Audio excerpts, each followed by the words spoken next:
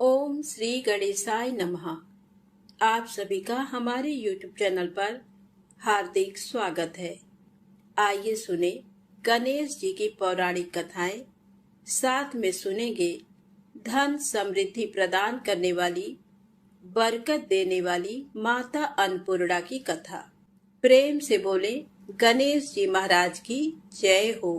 बहुत समय पहले की बात है। एक गांव में एक भाई बहन रहते थे। भाई बहुत गरीब था, पर उसकी बहन पैसे वाली थी। जब बहन के ननद का विवाह था, तब बहन ने ना तो अपने भाई को विवाह में आने का निमंत्रण दिया और ना ही कोई चिट्ठी भेजी।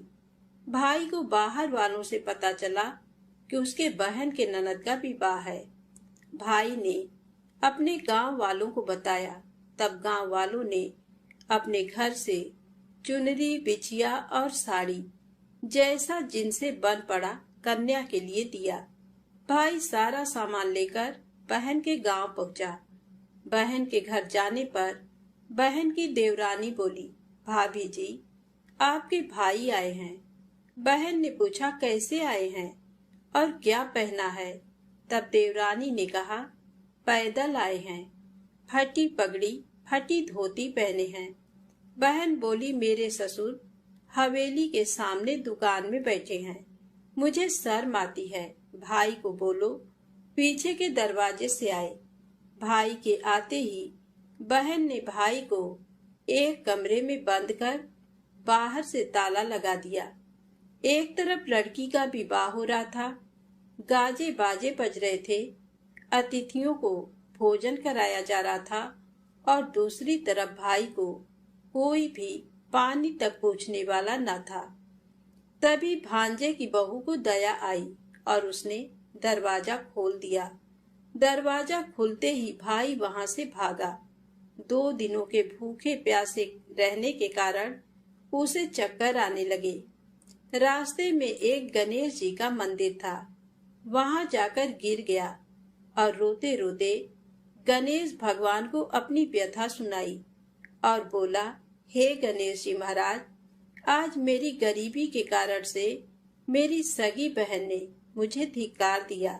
घर जाने पर मेरी पत्नी, मेरे बच्चे जब पूछेंगे कि विवाह से क्या मिठाई लेकर आए हैं, तो मैं क्या जवाब दूंगा? तब गणेश जी को उस पर दया आ गई और गणेश जी भगवान बोले, मेरे बगीचे से ककड़ी और तरबूज तोड़कर ले जा। तब भाई ने ककड़ी तोड़कर झोला भर लिया और अपने घर गया।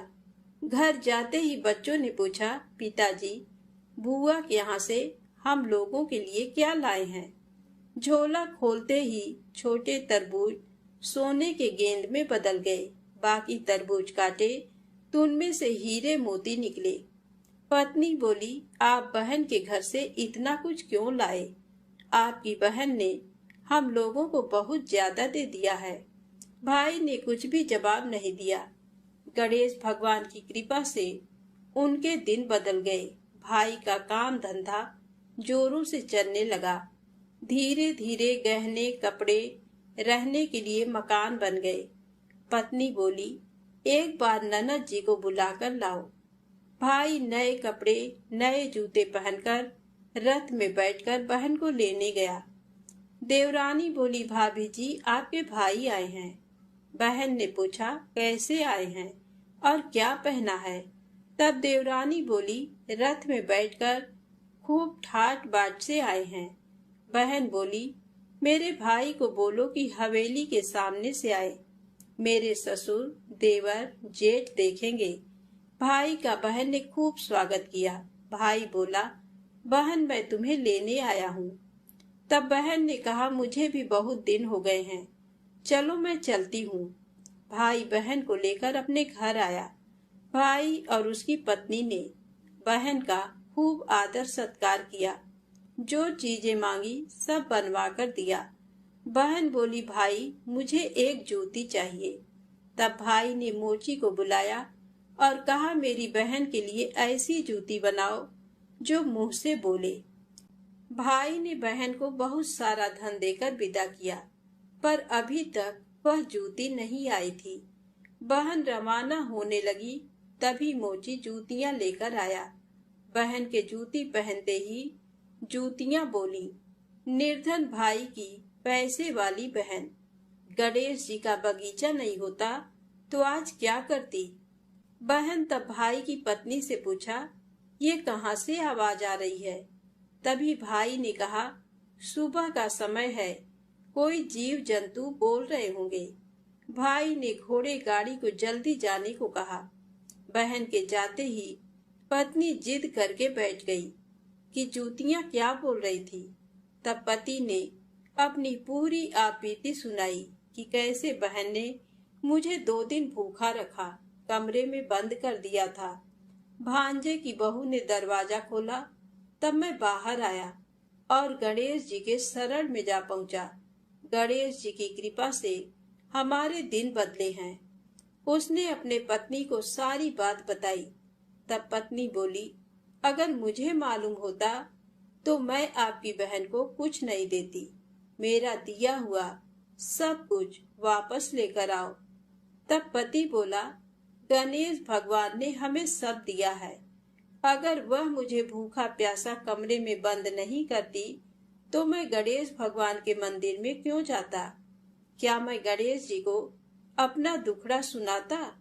तुम अपना मन मैला मत करो, अपने पर तो गणेश जी की कृपा है और किस चीज की कमी है। फिर दोनों गणेश जी के आगे झुककर प्रणाम करते हैं और जयकारा लगाया। हे गणेश जी महाराज, जैसी कृपा आपने गरीब भाई पर करी, वैसे ही अपने सभी भक्तों पर अपनी कृपा बनाए रखना। तो प्रेम से बोले, गणेश जी महाराज की जय हो। अब आइए सुने गणेश जी महाराज की अगली पौराणिक कथा। एक बार देवी तुलसी विवाह हेतु वर ढूंढने के लिए तीर्थ यात्रा पर निकली थी और ढूंढते ढूंढते वह गंगा किनारे पहुंच गई। उस वक्त गणेश भगवान गंगा किनारे तप कर रहे थे। उन्हें देखते ही देवी तुलसी उन पर मोहित हो गई और उनके मन में गणेश भगवान से विवाह की इच्छा उत्पन्न हुई। फिर देवी तुलसी ने गणेश जी के पास जाकर उनका ध्यान भंग कर दिया।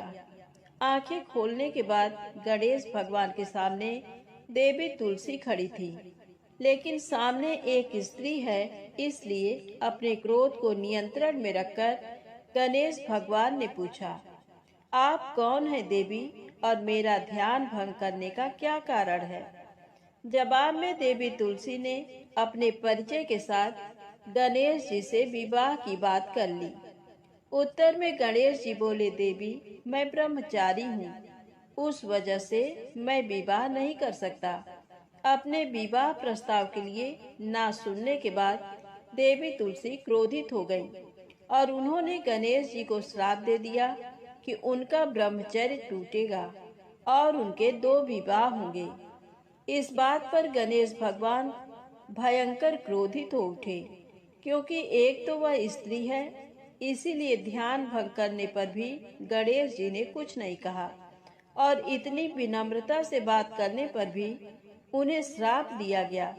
फिर गणेश जी ने भी देवी तुलसी को श्राप दिया कि तुम्हारा विवाह शंखचूर्ण नाम के असुर के साथ होगा।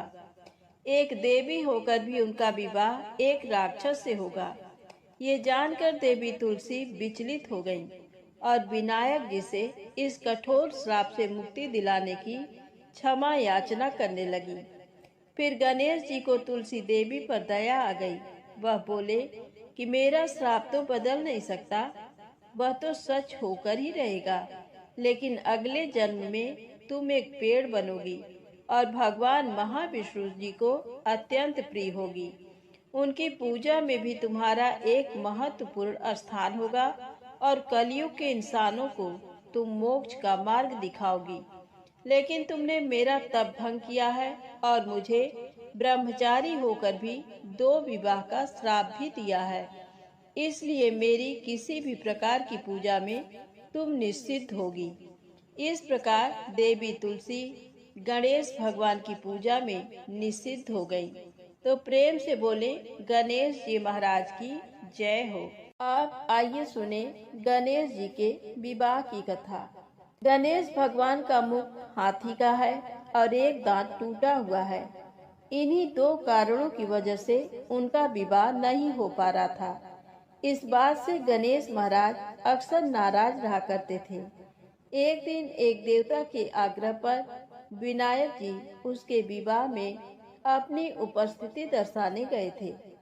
विवाह स्थल पर पहुंचने के बाद कुछ देवताओं ने मिलकर गणेश भगवान का समय पर विवाह न होने के कारण उपहास किया, जिसे गणेश जी बहुत ही अधिक नाराज हो गए। उसी दिन उन्होंने ठान लिया कि जब तक मेरा विवाह नहीं होता तब तक मैं किसी भी देवता का विवाह नहीं होने दूंगा। गणेश भगवान के पास विवाह और अन्य संदेश लाने का काम उनके प्रिय वाहन मूषक राज करते थे। अब मूषक राज जब भी किसी देवता के विवाह का समाचार लाते तब गणेश जी उसे आदेश देते और मूषक राज अपनी सेना के साथ जाकर उस विवाह के मंडप को गिराकर तहस नहस करते एवं बारातियों को भी भगा देते। इस तरह गणेश जी और मूषक राज की मिली भगत की वजह से किसी भी देवता का विवाह नहीं हो रहा था।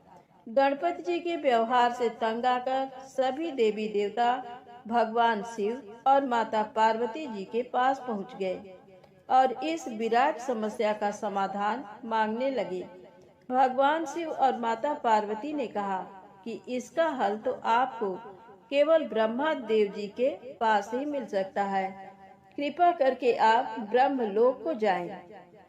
माता पार्वती और महादेव को प्रणाम करके सभी देवी देवता ब्रह्मा जी के पास प्रकट हुए। देवताओं की समस्या को ठीक से सुनने के बाद ब्रह्मा जी ने अपनी योग शक्ति से दो कन्याओं का निर्माण किया। कन्याओं का नाम था रिद्धि और सिद्धि। वह दोनों ब्रह्मा जी की मानस पुत्रियां थीं। उन्हें लेकर ब्रह्मा जी गणेश महाराज के पास गए और उनसे अपनी पुत्रियों को ज्ञान एवं शिक्षा प्रदान करने का निवेदन करने लगे। ब्रह्मा देव जी का मान रखने के लिए एक दंत भगवान ने रिद्धि और सिद्धि को शिक्षा देना आरंभ किया। फिर उस दिन के बाद से जब भी मूषक राज किसी विवाह की खबर लेकर आते हैं, उस वक्त रिद्धि और सिद्धि गणेश जी को अपनी बातों में उलझाकर रखती थी। इस तरह गणेश जी का ध्यान किसी और विषय पर रहता और दूसरी तरफ देवताओं की विवाह संपन्न हो जाते।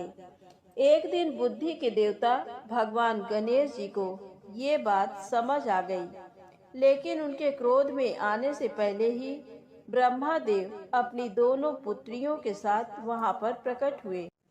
रिद्धि और सिद्धि को सामने देखते ही गणेश जी का क्रोध बढ़ने लगा, किंतु विनायक जी के मुख से कोई भी शब्द निकलने के पहले ही भगवान ब्रह्मा देव ने कहा, हे गणेश जी, आपने स्वयं ही मेरे पुत्रियों को शिक्षा दी है और अब मुझे इन दोनों के विवाह योग्य कोई वर नहीं मिल रहा है। मेरी आपसे विनती है कि आप ही रिद्धि और सिद्धि से विवाह करके मुझे धन्य कीजिए। परमपिता ब्रह्मा देव जी की शांत वाणी सुनकर गणेश जी का क्रोध शांत हो गया और वह उस विवाह प्रस्ताव के लिए हंसी खुशी राजी हो गए। विवाह के बाद अपनी दोनों पत्नियों से उन्हें दो पुत्र प्राप्त हुए, जिनका नाम रखा गया शुभ और लाभ। तो प्रेम से बोले गणेश जी भगवान की जय हो। अब आइए सुनते हैं गणेश जी की पौराणिक कथा। बहुत समय पहले की बात है। एक दिन गणेश जी धरती पर सैर कर रहे थे। सैर करते करते वह एक अनाज के खेत में पहुंच गए और भूख लगने के कारण उन्होंने उस खेत में से 12 अनाज के दाने तोड़कर खा लिए। वह खेत सेठ धनी राम जी का था।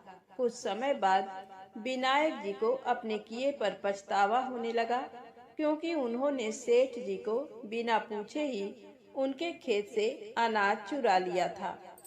फिर गणेश जी ने सोचा कि अपने किए बुरे कर्म का प्रायश्चित तो करना ही पड़ेगा। इसीलिए उन्होंने सेठ जी के यहाँ 12 साल के लिए नौकरी करने की ठान ली। उसके बाद अगली ही सुबह विनायक जी 13 से 14 साल के एक लड़के का रूप लेकर नौकरी मांगने के लिए धनी राम सेठ जी के घर पहुँचे और उन्होंने सेठ जी को अपना नाम गणेशा बताया। विनायक भगवान की बुद्धिमानी की परीक्षा लेने के बाद सेठ जी ने खुशी खुशी नौकरी भी दे दी। अब गणेश भगवान एक सामान्य मनुष्य के रूप में सेठ जी के ही घर पर रहने लगे। एक दिन सेठ जी की पत्नी शाम के समय घर का काम खत्म करने के बाद राख से हाथ धोने जा रही थी। ये देख गणेश जी ने सेठानी जी के हाथ पकड़कर जबरदस्ती मिट्टी से हाथ धुलवा दिए। गणेश की इस हरकत से सेठानी आग बबूला हो गई और उन्होंने सेठ जी के कमरे में जाकर गणेश जी की शिकायत कर दी। सेठानी से सब कुछ सुनने के बाद सेठ धनी राम ने गणेशा को बुलाया और इस हरकत का कारण पूछा। गणेश जी बोले कि सेठानी शाम के समय राख से हाथ धो रही थी और ऐसा करने से घर की लक्ष्मी नाराज होकर चली जाती हैं। इसीलिए मैंने उनके हाथ मिट्टी से धुलवाए। इससे घर पर माता लक्ष्मी की कृपा बनी रहती है। ये सब सुनकर सेठ जी ने सोचा गणेशा की सोच तो बड़ी अच्छी है। उसी के कुछ दिन बाद कुंभ मेले का शुभ अवसर आया। सेठ जी ने गणेशा को बुलाया और कहा, सेठानी जी को कुंभ मेले में स्नान करा लाओ। अब सेठानी और गणेशा स्नान के लिए मेले में पहुँचे। वहां पहुंचने के बाद सेठानी नदी के किनारे बैठकर नहाने लगी। उन्हें ऐसा करते देख गणेशा दौड़ कर आए और सेठानी जी के दोनों हाथ पकड़कर उन्हें नदी के अंदर लेकर गए। उनसे पानी में डुबकी लगवाई और फिर किनारे पर ले आए। अब गणेशा की इस हरकत से तो सेठानी का गुस्सा 7वें आसमान पर पहुंच गया। सेठानी जी घर आते आते पूरे रास्ते गणेशा को ताने पर ताने मार रही थी, लेकिन गणेश भगवान सब कुछ शांति से सुन रहे थे। घर आते ही सेठानी ने सेठ जी के पास फिर से गणेशा की शिकायत कर दी। सेठ जी ने तुरंत ही गणेशा को बुलाया और पूछा, तुमने ऐसा क्यों किया? गणेश जी बोले, सेठ जी, सेठानी नदी के किनारे बैठकर गंदे पानी से नहा रही थी। मैंने इनको बीच नदी में ले जाकर साफ पानी में डुबकी लगवाई। ऐसा करने से उन्हें अगले जन्म में बहुत बड़ा राजपाट और वैभव मिलेगा। सेठ जी ने सोचा कि गणेशा के विचार कितने अच्छे हैं, मेरे परिवार का भला सोचता है। कुछ दिन बाद सेठ जी के घर पर पूजा थी। पंडित जी आने के बाद सेठ जी ने गणेशा से कहा, जाओ और सेठानी जी को बुला कर लाओ। सेठ जी के आज्ञानुसार गणेश जी सेठानी को बुलाने गए। उस वक्त सेठानी काली चुनरी ओढ़कर कमरे से बाहर आ रही थी। ये देखते ही विनायक जी ने वह काली चुनरी उतारकर फाड़ दी और कहा कि पूजा के लिए लाल रंग की चुनरी ओढ़कर आइए। अब सेठानी बहुत ज्यादा नाराज हो गई और गणेशा पर चिल्लाने लगी। वह आवाज सुनकर सेठ जी वहां पर भागते हुए आए और पूछा कि क्या हुआ। तब सेठानी बोली, गणेशा ने मेरी चुनरी फाड़ दी। फिर सेठ जी ने भी गणेशा को बहुत डांटा। जवाब में गणेश जी ने कहा कि सेठ जी, पूजा में कभी काला वस्त्र नहीं पहनते, इससे शुभ काम सफल नहीं होते, इसीलिए मैंने ऐसा किया। सेठ जी ने सोचा कि गणेश है तो बहुत ही समझदार। इसी तरह लीला रचाते हुए उसी घर में गणेश जी के 12 साल बीत गए। फिर एक दिन सेठ जी ने नया कारोबार शुरू करने से पहले घर में पूजा रखी थी। पूजा करते करते उनको याद आया कि पूजा की सामग्री में गणेश भगवान की मूर्ति तो है ही नहीं। तब उन्होंने अपने नौकर गणेशा को पूजा घर से भगवान विनायक जी की मूर्ति लाने के लिए कहा। गणेशा बोला कि मुझे ही मूर्ति समझकर पूजा में विराजमान कर लो, आपके सारे शुभ काम सफल हो जाएंगे। ये बात सुनकर सेठ जी गुस्सा हो गए और बोले, गणेशा, तुम अभी तक सेठानी से मजाक करते थे, अब मुझसे भी करने लगे हो। उत्तर में गणेश जी ने मुस्कुराते हुए कहा, नहीं सेठ जी, मैं मजाक नहीं कर रहा, मैं सत्य वचन कह रहा हूँ। इतना कहने के बाद नौकर गणेश ने अपना असली भगवान स्वरूप धारण कर लिया। साक्षात गणेश भगवान को सामने देखते ही सेठ और सेठानी उनके चरणों में लीन हो गए और उन्होंने अपनी पूजा संपन्न कर ली। उसके पश्चात गणेश जी देखते ही देखते अंतर ध्यान हो गए। बाद में सेठ और सेठानी को बहुत पछतावा होने लगा कि स्वयं भगवान हमारे घर नौकरी कर रहे थे और हमने उनके साथ कितना बुरा व्यवहार किया, उनसे बहुत सारा काम कराया। ये सोच सोचकर दोनों दुखी होने लगे। फिर उसी रात सेठ और सेठानी के सपने में गणेश भगवान प्रकट हुए और उन्हें समझाया कि मैंने 12 साल पहले तुम्हारे खेत से 12 अनाज के दाने बिना पूछे तोड़ लिए थे और उसी कर्म का दोष दूर करने के लिए मैं 12 साल से तुम्हारे घर नौकरी कर रहा था। अगले ही दिन से सेठ जी पर गणेश भगवान की माया हो गई। उनका व्यापार दिन दोगुना और रात चौगुनी तरक्की करने लगा। धनी राम सेठ जी के जीवन की काया पलट हो गई। हे गणेश जी महाराज, जैसी माया आपने धनी राम सेठ जी पर की, वैसी ही माया इस कहानी को पढ़ने वाले और सुनने वाले हर एक व्यक्ति पर करना। कथा अधूरी हो तो इसे पूरी करना और अगर हमसे कोई गलती हो गई हो तो उसे क्षमा करना। प्रेम से बोलें, गणेश जी महाराज की जय हो। आइए सुने धन समृद्धि प्रदान करने वाली माता अन्नपूर्णा की बड़ी ही दुर्लभ कथा। प्राचीन काल की बात है। पुरुषोत्तमपुर नामक ग्राम में एक बहुत धर्मात्मा सेठ जी रहा करते थे। उनके 5 पुत्र और एक सबसे छोटी पुत्री थी और उसका नाम गौरी था। सेठ जी का भरा पूरा परिवार था। सेठ जी ने अपने सभी 5 पुत्रों का विवाह कर दिया था और जब छोटी बेटी गौरी विवाह की योगी हुई तो उन्होंने उसका विवाह एक दूसरे नगर के अपने ही समान धनी परिवार में कर दिया। अब सेठ जी की पुत्री गौरी दुल्हन बनकर जिस घर में गई, वहां उसका पति अपने माता पिता का इकलौता पुत्र था। अब गौरी बड़े ही प्रसन्नता पूर्वक अपने ससुराल में रहने लगी। गौरी बड़ी ही सदाचार, गुणवान तथा रूपवती थी। एक दिन की बात है, जब 1.25 महीना हो गया, तब सास ने गौरी को रसोई संभालने के लिए दे दिया। रसोई की सारी बातें समझा दी। गौरी अपने सासू माँ का पांव छूकर रसोई में प्रवेश करती है। तब सास ने कहा, बहू, रोज सुबह जल्दी उठकर पूजा पाठ करके रसोई में प्रवेश करना, फिर खाना बनाना। रोटी बनाते समय पहली रोटी गाय को, अंतिम रोटी कुत्ते को बनाना मत भूलना। इस प्रकार सास ने गौरी को सब कुछ समझा दिया। गौरी 4 लोगों के लिए खाना बनाती है और खाना बनाकर अपने पूरे परिवार को खिलाती है। जब अंत में खुद खाने के लिए बैठी, तब वह देखती है कि उसके लिए तो रोटी बची ही नहीं। अब क्या करे? वह चावल, दाल और सब्जी खाकर पानी पी लेती है। अब जब शाम होती है, तब गौरी ने सुबह से ज्यादा आटा लगाया और रोटी सब्जी बनाकर रख देती है। जब रात्रि में सब लोग खा लेते हैं, तो फिर से जब गौरी खाने के लिए बैठी, रोटी का डब्बा खोलती है तो उसमें एक भी रोटी नहीं थी। ये देखकर उसे बड़ा ही आश्चर्य होता है कि उसने तो सुबह से भी ज्यादा आटा लगाया था, लेकिन रोटियां बची ही नहीं। अब वह सिर्फ सब्जी खाकर पानी पीकर सो जाती है।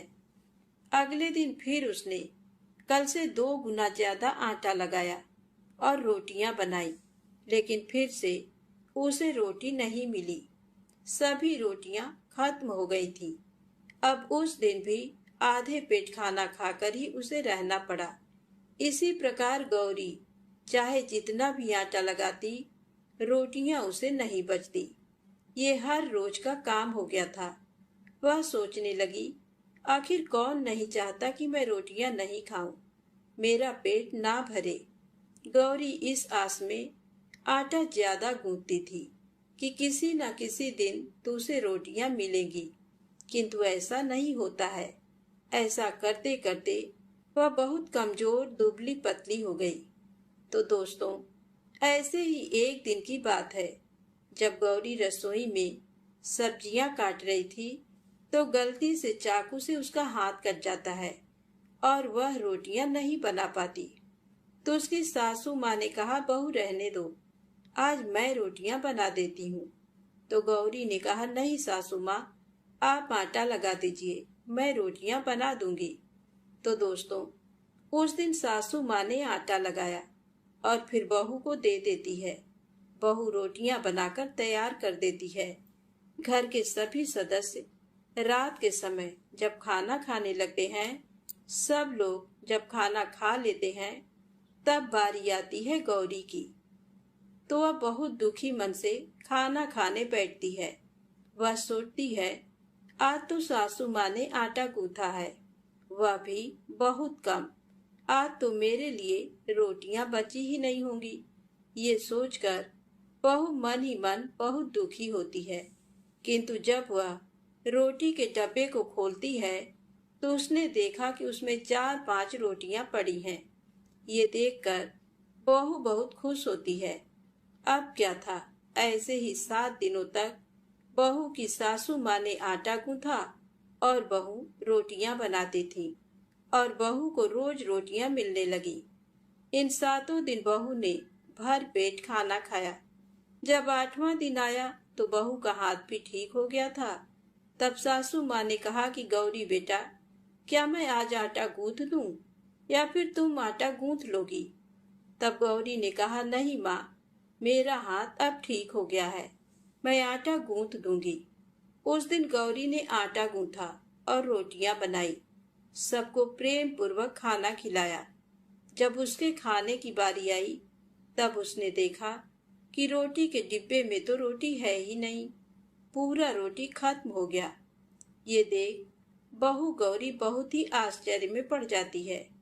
वह सोचती है, जब तक सासू माँ ने आटा लगाया तब तक तो मुझे रोटियां मिलती थी, लेकिन जब से मैं आटा गूंथने लगी तो मुझे रोटियां ही नहीं मिलती, जबकि सासू माँ मुझसे बहुत ही कम आटा गूंथती थी। इसके बाद भी पूरा परिवार उसमें खा लिया करता था। ऐसी क्या बात है? ये सारी बातें सोचकर गौरी बहुत ही परेशान हो जाती है और दिन भर दुखी रहती थी। एक दिन की बात है, गौरी के पति ने गौरी से पूछा कि गौरी, तुम इतना उदास क्यों रहती हो? इतना सारा धन संपत्ति सब तुम्हारा ही तो है, तुम्हें रोकने टोकने वाला कोई नहीं है।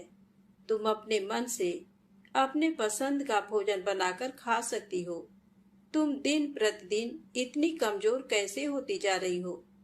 गौरी ने लाज और संकोच से अपने पति को कुछ नहीं बताया। तब उसके पति ने सोचा कि शायद उसकी पत्नी को उसके माता पिता की याद आ रही है।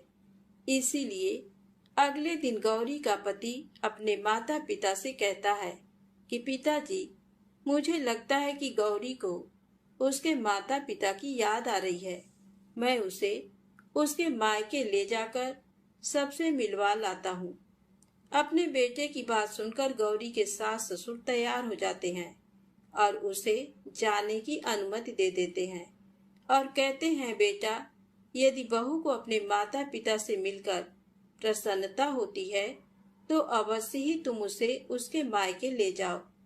अब गौरी का पति अपने पत्नी को लेकर उसके मायके जाता है। दामाद और बेटी को देखकर उनका बहुत ही आवभगत होता है। तरह तरह के व्यंजन बनाए जाते हैं, खिलाए जाते हैं, बहुत सेवा सत्कार होता है। उसी दिन रात्रि में समय मिलने पर गौरी की माँ ने अपनी बेटी को कोने में ले जाकर पूछा, बेटी, तुम इतनी दुबली पतली कैसे हो गई? तुम तो बहुत ही कमजोर दिख रही हो। क्या बात है?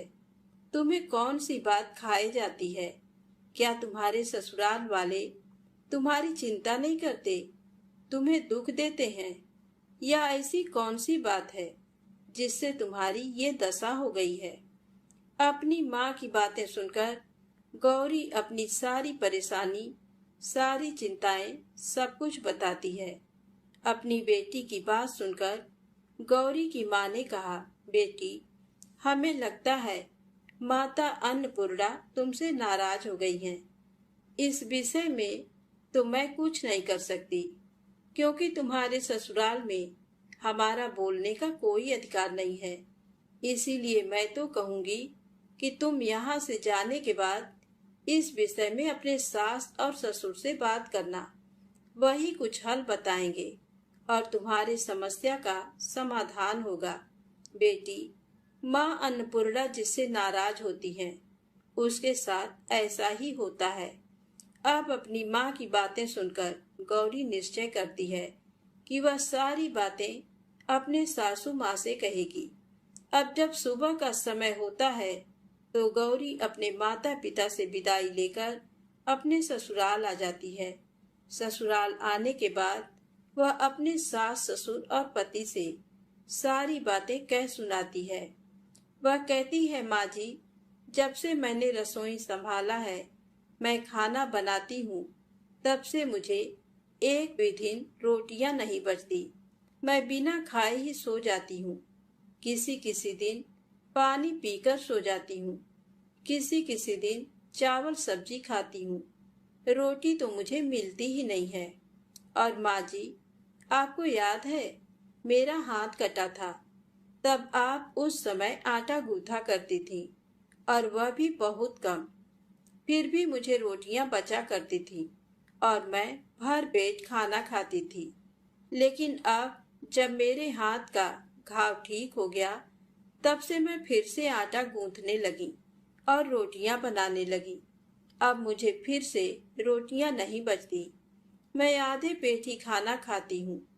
अपनी बहू की बातें सुनकर सास को सब कुछ समझ में आ गया। उसने कहा, बहू, ये शायद मेरी ही गलती है। मैंने तुम्हें सब कुछ बताया, सब कुछ सिखाया, लेकिन एक बात तो बताना भूल ही गई। ऐसा कहकर सास अपनी बहू का हाथ पकड़कर गौरी को रसोई में ले जाती है। एक परात में आटा निकालकर उस आटे को अच्छे से गूंथती हैं। गूंथने के बाद उस गूंथे हुए आटे पर अपने उंगलियों के 5 छाप लगा देती हैं और कहती हैं, बहू, ये माँ अन्नपूर्णा का छाप होता है, उनका चिन्ह माना जाता है। आटा लगाने के बाद कोई भी स्त्री इस तरह छाप लगाती है तो उसके घर में बरकत होती है। इसका अर्थ ये है कि माँ अन्नपूर्णा की कृपा सभी परिवार वालों पर बरसे और कोई भी सदस्य भूखे पेट ना सोए। बहू, मैं तुम्हें ऐसा बताना भूल गई। आज से तुम आटा लगाते वक्त आटे पर अपना 5 छाप, 5 उंगलियों का छाप छोड़ देना और माँ अन्नपूर्णा तुम्हारे ऊपर अवश्य ही कृपा करेंगी और तुम कभी भी खाली पेट, भूखे पेट नहीं सोओगी। ये बरकत का चिन्ह होता है। अब अपने सासू माँ की बात सुनकर बहू हर रोज आटा गूंथती और फिर उस पर अपने 5 अंगुलियों की छाप छोड़ देती और फिर रोटियां बनाती। अब बहू को भी हर रोज रोटियां मिलने लगी। वह पेट भर भोजन करने लगी और स्वस्थ भी हो गई। माँ अन्नपूर्णा की कृपा उस पर बरसने लगी। उसके हाथ में माँ अन्नपूर्णा का वास हो गया। घर पर कोई भी सदस्य भूखा नहीं रहता और जो कोई मेहमान आता या कोई भी भीख मांगने के लिए भिक्षुक आता, उसे भी वह खाना खिलाकर ही घर से विदा करती।